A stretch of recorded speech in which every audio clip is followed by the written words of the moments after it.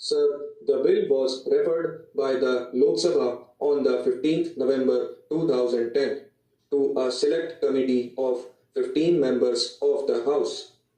The Select Committee scrutinized the provisions of the bill with reference to the views expressed in various memoranda and representations in the matter from diverse sections of the public and submitted a unanimous report before the Lok Sabha on the 5th December.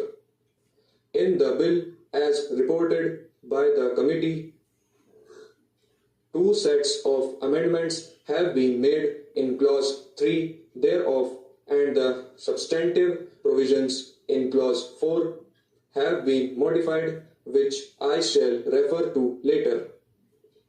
The amended bill, as reported by the committee, was passed by the Lok Sabha without any further amendments on the 14th December. Sir, I shall now proceed to explain in brief the purpose of the bill, the salient features of the main provisions, and the amendments made by the Select Committee.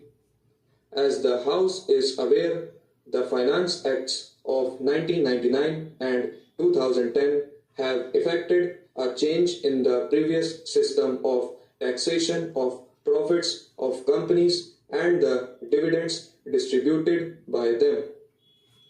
Previously, shareholders were given credit in their assessments on their dividend income for income tax at the rate applicable to companies, as it was deemed that the income tax paid by the company on the profits distributed by it was a payment on behalf of the shareholder. Under the revised scheme of taxation, this legal fiction has been abolished, and therefore shareholders are no more entitled to receive credit for the income tax paid by the company in respect of the profits distributed by it.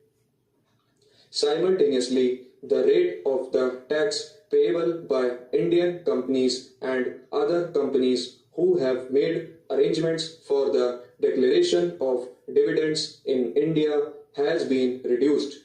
Further, the tax based on excess dividends and wealth tax on companies have been abolished.